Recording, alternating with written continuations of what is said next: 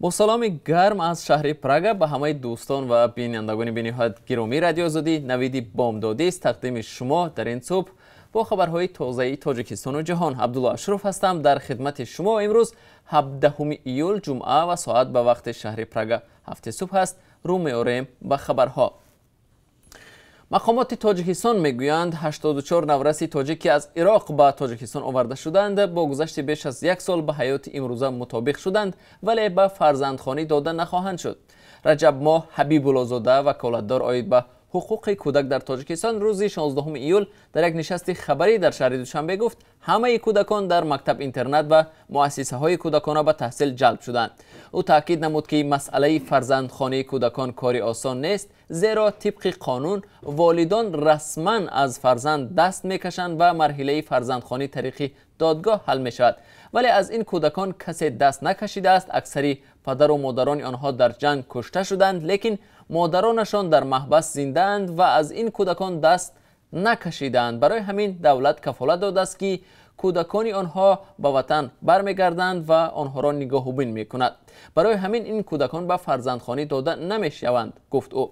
شب 30 اپریل سال 2019 84 کودک و نورسی تاجیک را توسط هواپیمای شرکتی فلای اربیل از بغداد به دوشنبه آوردند.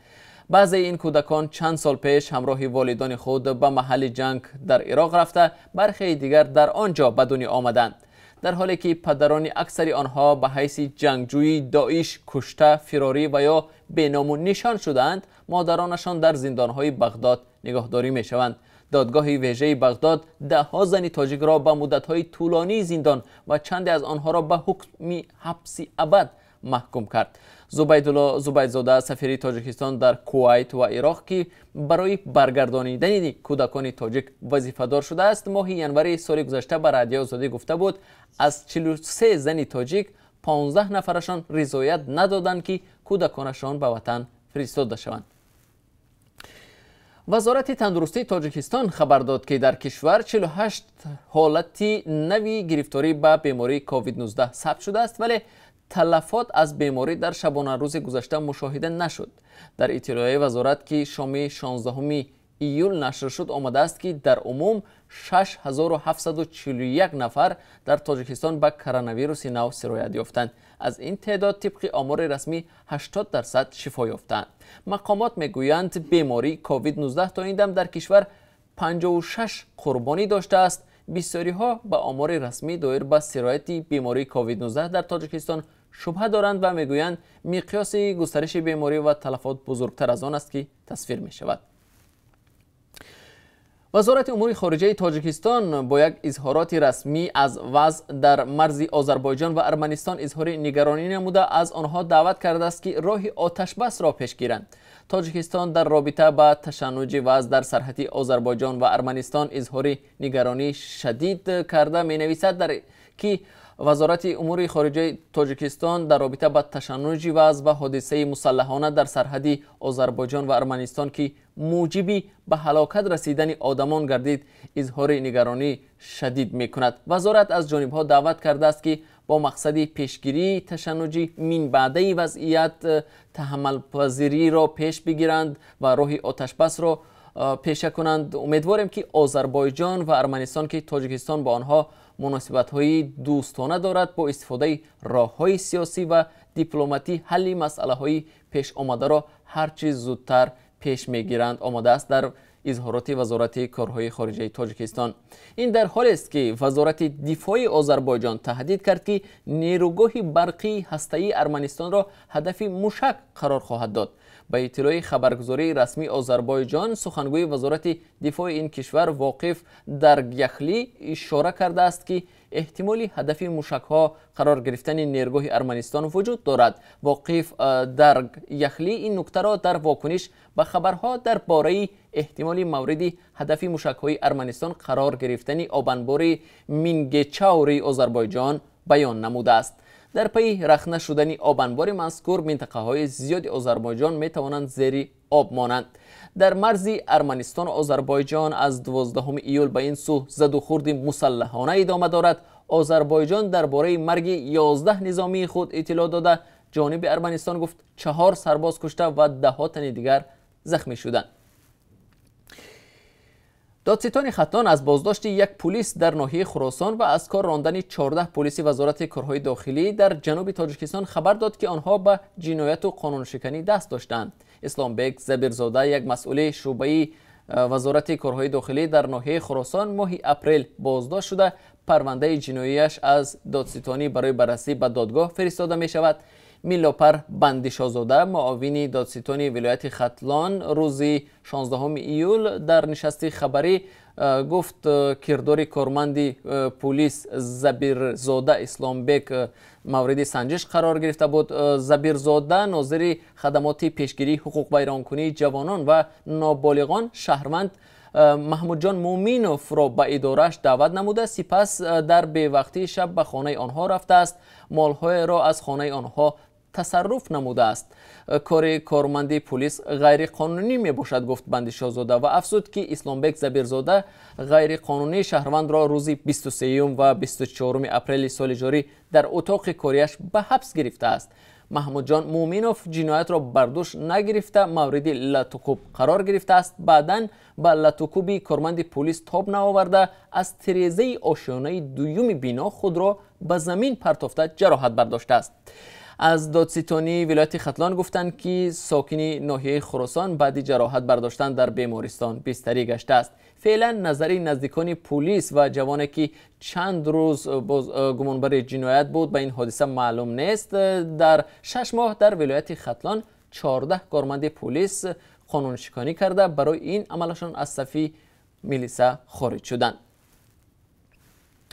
یک ساکن 23 ساله جماعت داغستانی ناحیه شمس‌الدین شاهین برای شکار حیوان نادر بز مارخور بازداشت شده است.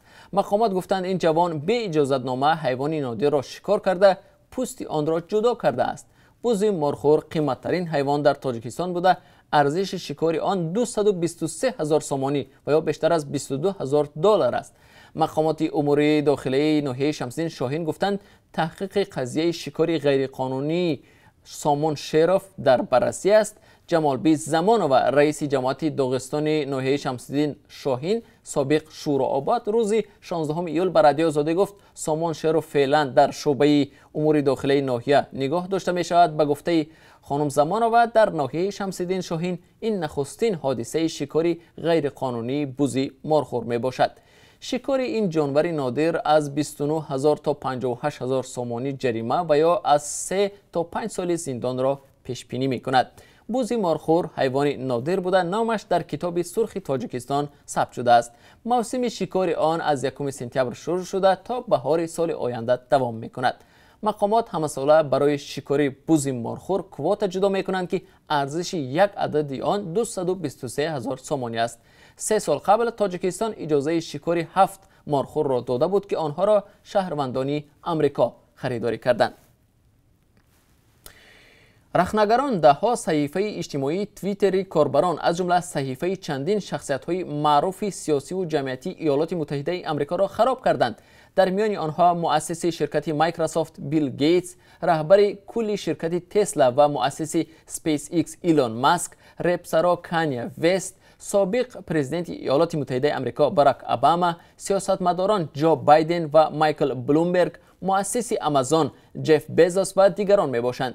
اینچنین صحیفه های رسمی شرکت های اپل، اوبر و بازارهای پولی رقمی رخنه شدند. در شبکه های اجتماعی نسخه صحیفه ها با دعوت با ارسال پول های رقمی به همیانی معین نشر و وعده شده است که پول ها در حجم 2 برابر بیشتر برگردانده می شوند، ولی به زودی این نوشته ها در توییتر تازه شدند. نشریه زورج گفت که تقلبکاران توانستند از این بی‌بندوباری بیش از 104,000 دلار به دست آورند. در شرکت توییتر گفتند که درباره این حادثه خبر دارند و حالا تلاش دارند که این مشکل حل شود. بریتانیا، کانادا و ایالات متحده آمریکا روسیه را به کوشش دزدی معلومات درباره واکسن کووید 19 و معالجه گرفتاران کرونا ویروس در پژوهشگاه‌های و شرکت‌های فارماسیوتی در سراسر عالم متهم کردند. مرکز ملی امنیت کیبرنتیکی بریتانیا 16 ایول ابراز داشت که گروهی رخنگران با نام APT 29 که با نام‌های دیوکس و کازیبیر معروف است، مؤسسه های را که با آزمایش و پژوهش معالجه کووید 19 در 3 کشور مشغولند هدف قرار دادند. مرکز افزوده است که حمله ها ادامه دارند و رخنگران همانا کوشش دارند اطلاع و مالکیت ذهنی مربوط به رشد و آزمایش واکسن کووید 19 را ربایند. مرکز بریتانیایی ابراز داشته است که تقریباً اطمینان کامل دارد که حمله ها را خدمات جاسوسی روسیه راه اندازی کرده است. امریکا و کانادا این نتیجه گیری را دستگیری می کنند. روسیه گفته است که به حمله ها به مرکزهای فارماسیتی و پژوهشگاه های بریتانیا هیچ ارتباط ندارد. بیننده ارجمند، در پایان این نشر خبر با درخواست شما همچنان نظر داشتیم به قرب ارز خارجی تاجیکستان.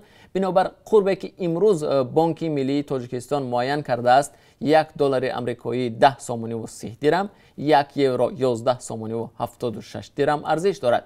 امروز قربی 1000 روبل روسی 144 سامانی تعیین گردیده است. بیننده ارجمند، اینجا رسیدیم به پایان نویدی بامدادی. خبرهای نو و جالبی ما دوام روز پیشکش شما میشوند. ما را همراهی کنید.